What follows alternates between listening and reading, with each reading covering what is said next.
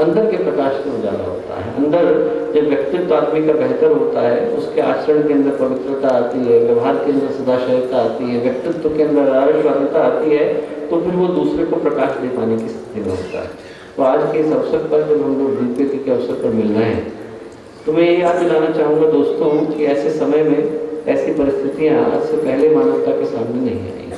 इस समय में जो युद्ध है वो किसी युद्ध भूमि में नहीं लड़ा जा रहा है, मनुष्य के मन के अंदर लड़ा जा रहा है। और ऐसे समय में पहले से ज़्यादा संकल्प की आवश्यकता है, पहले से ज़्यादा धीरता की आवश्यकता है, पहले से ज़्यादा पवित्रता की आवश्यकता है, पहले से ज़्यादा प्रखरता की आवश्यकता है। आज की तारीख में अच्छे अच्छे इंसानों को साथ मिलकर के अच्छा कार्य करने की आवश्यकता है। दुनिया मात्र उनकी वजह से बुरी नहीं है जो लोग बुरे हैं, उनकी वजह से भी बुरी है जो लोग अच्छे हैं पर सब कुछ देख करके भी हाथ पर हाथ रख करके बैठे रहते हैं। दोस्तों, ऐसे लोगों को आगे आकर के अच्छे प्रयास को करने की आवश्यकता है। ऐसे समय में गुरुदेव ने हमारी युग निर्माण योजना जो पुस्तक लिखी, तो उसमें कुछ सूत्रों को लिखा कि आदमी को अपने व्यक्तित्व के परिष्कार करने के लिए किन सूत्रों पर चलने की आवश्यकता है, उन्हीं को आपके साथ साझा करना चाहूँगा। दोस्तों, पहली बात जो गुरुदेव ने कही कि ऐसे विषम समय में उनमें से हर एक व्यक्ति परिवार के प्रत्येक कार्यकर्ता के जीवन में होने की आवश्यकता है, वो है निरंतर की साधना। जैसा मैंने कहा कि युद्ध किसी मैदान में नहीं लड़ा जा रहा है, युद्ध आदमी के अंतःकरण में लड़ा जा रहा है। और अंतःकरण की लड़ाई के लिए जिस अस्त्र की आवश्यकता है वो साधना के माध्यम से हमको मिलता है। वो निरंतर की साधना, उपासना, आराधना हमारे निरंतर के साधनात्मक पुरुषार्थ के माध्यम से हमको मिलता है। जब तक अंदर के प्रकाश को हम लोग उत्पन्न नहीं कर पाएंगे, तब तक इस अंदर के अंधकार को दूर कर पाने की स्थिति में हम लोग नहीं होंगे। 3 चीजें गुरुदेव ने कही कि व्यक्ति अपने जीवन में रखें। एक तो व्यक्तिगत साधना, हम लोग की जो अपनी साधना है उसकी निरंतरता में कहीं कोई कमी ना है। परिवार की साधना, परिवार के अंदर ऐसे वातावरण को उत्पन्न करें कि छोटा छोटा बच्चा भी हमारे घर का जो है कम से कम 24 मंत्र करके तो घर से निकले। 7 की जो सामूहिक आरती है कि घर के अंदर ऐसा वातावरण बन जाए कि शाम के वक्त हम लोग कम से कम सामूहिक आरती को ही साथ साथ कर लें। और सामूहिक साधना कि जितने हम लोगों के केंद्र हैं, हर केंद्र में ये संकल्प का भाव आ जाए कि हम लोग को सामूहिक रूप से एक अनुष्ठान को लेने की आवश्यकता है। कि निरंतर जिस तरह का एक रिले रेस होती है, एक बैटल रेस होती है, जिसमें एक व्यक्ति ने अपनी पूर्णाहुति करी तो उसी पूर्णाहुति के साथ दूसरा व्यक्ति संकल्प ले ले कि इस शक्तिपीठ पर हम लोग इस साधना को करने के लिए तैयार हैं। क्योंकि दोस्तों, जब तक साधनात्मक पुरुषार्थ नहीं होगा, जब तक आदमी अंदर से अपनी पवित्रता के लिए प्रयास नहीं करेगा, तब तक इस परिस्थिति को दूर कर पाना संभव नहीं। महर्षि अद्वैत ने कहा था कि यदि हमें सचमुच अतिमानस का अवतरण करना है, धरती पर सतयुग के वातावरण को लाना है, तो वशिष्ठ जैसी 100 आत्माओं को निरंतर प्रयास करने की आवश्यकता है। महर्षि वशिष्ठ जैसी 100 आत्माओं को निरंतर प्रयास करने की आवश्यकता है। दोस्तों, हमें से हर एक के साधनात्मक अनुष्ठान के अंदर बल पैदा करने की आवश्यकता है। जब तक वो प्रकाश निकल करके नहीं आएगा, तब तक इस अंतरिक्ष के अंधकार को दूर कर पाना संभव नहीं हो सकता। और वो करने के लिए किस चीज की आवश्यकता है? लोग अनुष्ठान शुरू करते हैं, एक दिन के लिए करते हैं और ये समझते हैं कि अगले दिन कोई चमत्कार की तरह से परिणाम हो जाएगा, तो संभव नहीं। वो करने के लिए निरंतरता की, धैर्य की, संकल्प की, पवित्रता की और भगवान पर अटूट श्रद्धा की आवश्यकता है।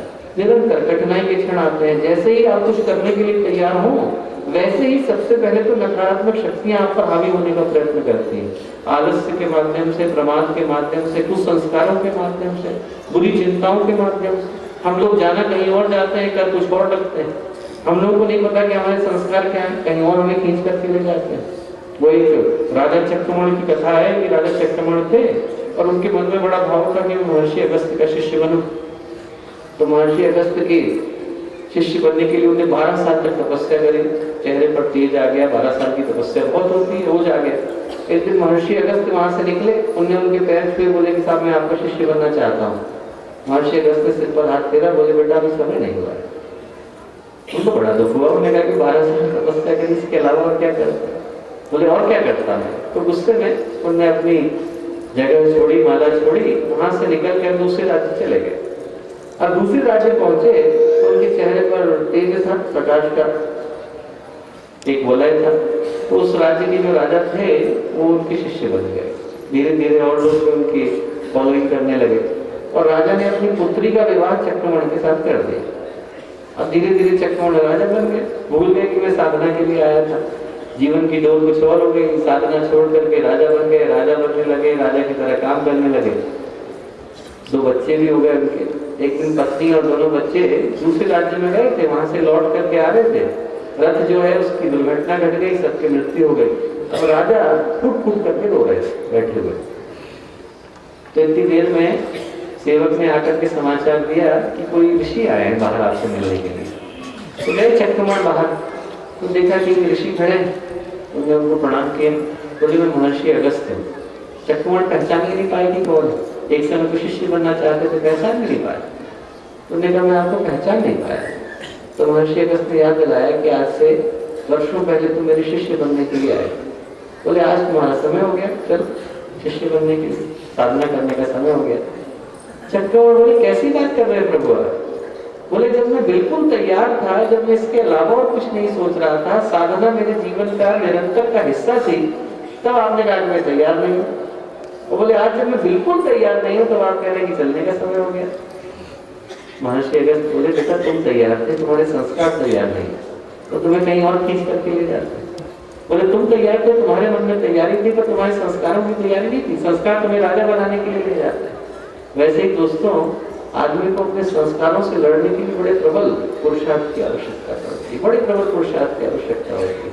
आदमी जाना कहीं और जाता है, पहुंच कहीं और जाता है, और ऐसे के लिए पतंजलि ने कहा है सतु दीर्घ काला निरंतर सत्कार सेविता च जड़भूमि, कि साधना तब कहलाती है जब व्यक्ति निरंतर करे, बिना किसी शंका कुशंका के करे, निरंतर दीर्घ काल, बिना किसी अंत की सोच करके हम लोग साधना करते हैं। सत्कार, प्रेम के साथ, सम्मान के साथ, सेविता, पूरी श्रद्धा के साथ, और दृढ़ भूमि, ये सोच करके करे कि इसके अलावा मुझे और कुछ करने की आवश्यकता नहीं। जब साधना के अंदर ये 5 गुण निकल करके आते हैं, तो फिर वो अस्त्र में बदल पाता है। जब मन में विश्वास आ जाए तो बिना सोचे करे इसका क्या परिणाम होता है मैं नहीं जानता, मैं अपने पूरी श्रद्धा निष्ठा के साथ भगवान की इस उपासना को करने में लगा हूँ। वो एक गुरुदेव की लिखी हुई कहानी आपको याद होगी कि एक छोटे से स्थान पर 2 बैठ करके पूजा कर रहे थे, एक नवयुवक था और एक वृद्ध व्यक्ति थे। वृद्ध व्यक्ति को पूजा करते करते 60 वर्ष हो गए थे, तपस्या करते करते। नवयुवक ने अभी भी करना शुरू करा था। इतनी देर में देवर्षि नारद निकले। देवर्षि नारद ने जैसे इन दोनों को देखा तो उनसे पूछा कि तुम लोग क्या चाहते हैं? बोले हम लोग मुक्ति चाहते हैं, मोक्ष चाहते हैं। बोले ठीक है, मैं जा रहा हूँ भगवान विष्णु से मिलने, पूछ करके आऊंगा कि तुम लोगों को मुक्ति कब मिलेगी। लौट कर क्या है, सबसे पहले जो वृद्ध थे उनसे उन्होंने बात करी। उन्होंने कहा कि भाई मैंने भगवान विष्णु से पूछा, भगवान विष्णु ने कहा कि मुक्ति तो मिलेगी उसको, पर अभी 3 जन्म और लगेंगे। बड़े क्रोधित हो गए, बोले 60 वर्ष लगाए, अभी और कह रहे हैं 3 जन्म लगेंगे। वो क्रोध में खड़े होकर के चल दिए। नवयुवक के पास में बोले तुम्हारे लिए तो और बुरा समाचार है भाई। बोले क्या? बोले भगवान ने कहा है कि जिस पेड़ के नीचे आप बैठे हो उसकी एक एक पत्ते, जितने पत्ते हैं, बोले पत्ते जब झड़ जाएंगे इतने जन्म आपको लगेंगे तब आपको मुक्ति मिलेगी। और व्यक्ति खुश होकर के नाचने लगा। बोले इसका मतलब मुक्ति तो मिलेगी, गारंटी है कि मुक्ति मिलेगी, चाहे जन्म कितने भी लगे। पर जैसे ही वो खुश होकर के नाचा, वैसे भगवान प्रकट हो गए। बोले तुम्हारी मुक्ति का समय आ गया। जिसके मन में भाव आ जाए, अंत नहीं, जहाँ पर हमारे मन में शर्त आ जाती है कि हमें भगवान से प्राप्त करने की आवश्यकता है, वहां पर वो श्रद्धा नहीं रहती दोस्तों, वहां पे सौदा बन जाती है, वहां पर व्यापार बन जाती है।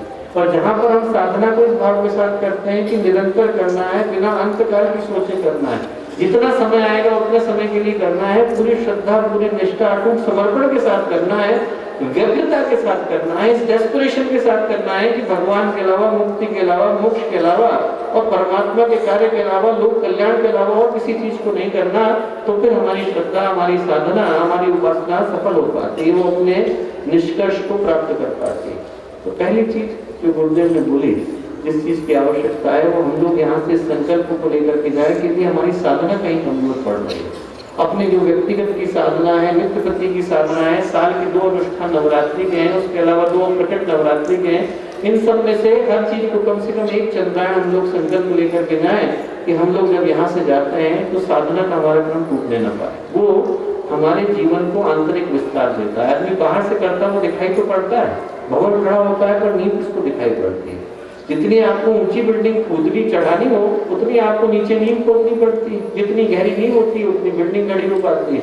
वैसे ही दोस्तों व्यक्तित्व उतना ही ऊपर जा पाता है जितना आदमी की साधना की नींव होती है। साधना की नींव को गहरा करने की आवश्यकता है। पहला संकल्प हम लोग यहाँ से लेकर के जाएं कि हमारी साधना की नींव मजबूत है। दूसरा, गुरुदेव ने कहा अपने व्यक्तित्व का परिष्कार। बहुत पहले जब इंडियन एक्सप्रेस के हेड आए गुरुदेव से मिलने के लिए, तो गुरुदेव से बोले कि गुरुदेव आप इतना बड़ा आपका संगठन है, उस समय 5-6 करोड़ गायत्री परिवार के सदस्य थे, बोले आप इसकी पब्लिसिटी क्यों नहीं करते हैं, आप इसको न्यूज़पेपर्स में क्यों नहीं ले जाते हैं, खबरें क्यों नहीं छपाते हैं। रघुराम उनका नाम था। तो गुरुदेव उनसे इंग्लिश में बोले Raghuram, we are not a preaching institution, we are a teaching institution. हम दूसरे को उपदेश देने वाला संगठन नहीं है, हम जीवन बदलने वाला संगठन है। बोले only person, only person we have to change, सिर्फ एक व्यक्ति को हमें बदलने की आवश्यकता है, दैट इज आवरसेल्फ, और अपने आप को बदलने की आवश्यकता है। बोले our life should be an advertisement to follow, हमारा जीवन एक विज्ञापन होना चाहिए जिसको देखकर के लोग खुद ब खुद जुड़ते चले जाए। दोस्तों वो जो परिष्कार है वो गायत्री परिवार के मूल केंद्र है।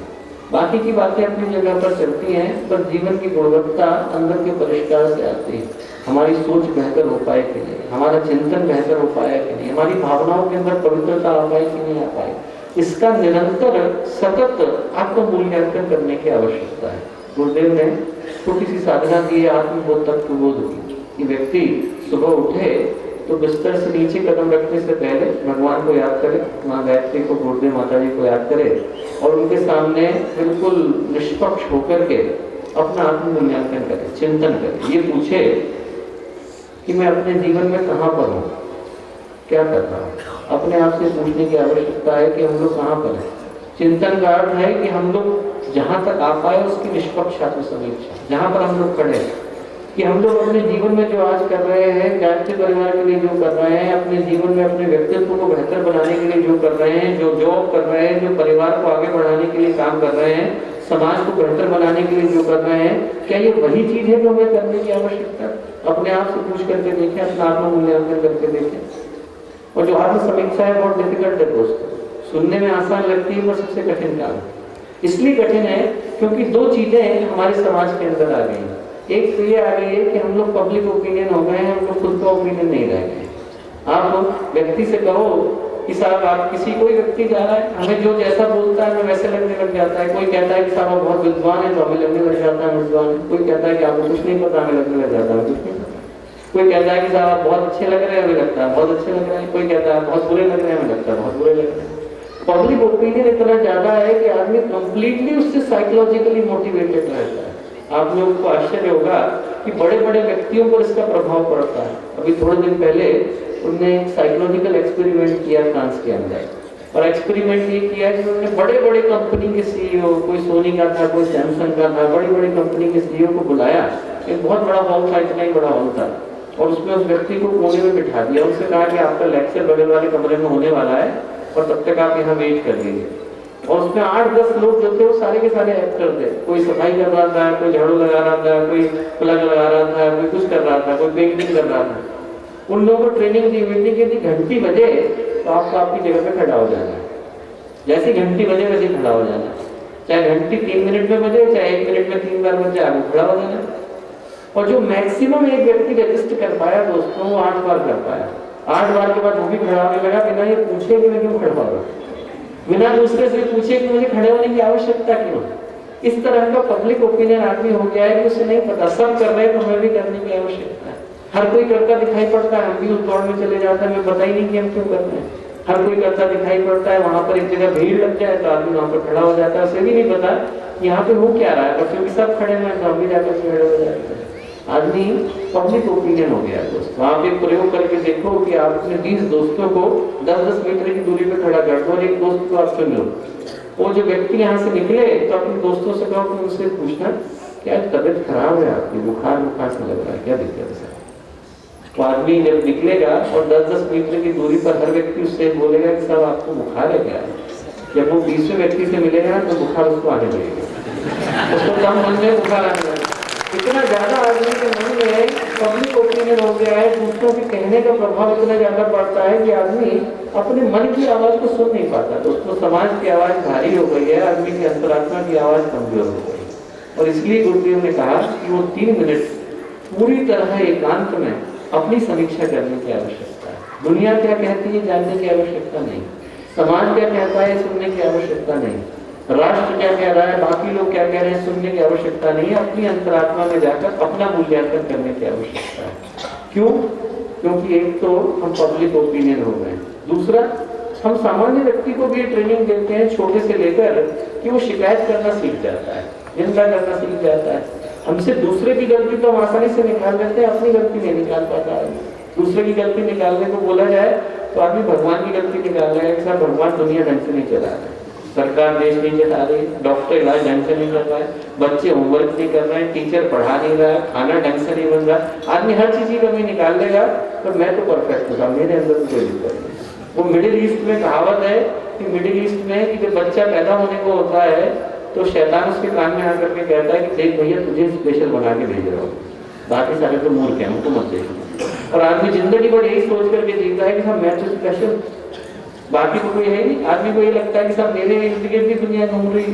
तो आदमी अपनी समीक्षा नहीं कर पाता, दूसरे की तो इजीली कर लेता है। दूसरे की निंदा करना आसान है, अपनी समीक्षा करना आसान नहीं है। दोस्तों, अपनी समीक्षा करने के लिए आत्ममूल्यांकन, आत्मचिंतन की, आत्म परिष्कार की आवश्यकता है। और गुरुदेव ने कहा कि जब हम चिंतन करेंगे तो हमें 2 चीजें पता चलेगी। एक तो ये कि हमारे व्यक्तित्व में कुछ ऐसे अवगुण आ गए हैं जिनको नहीं होने की आवश्यकता है, उनको हटाना, आत्म सुधार।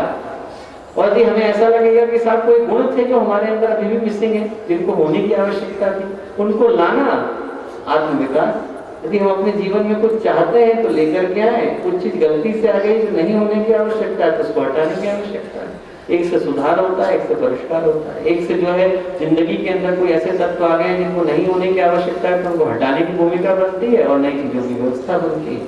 तो दूसरी चीज जो हमें यहाँ से लेकर के जाने की आवश्यकता है वो इस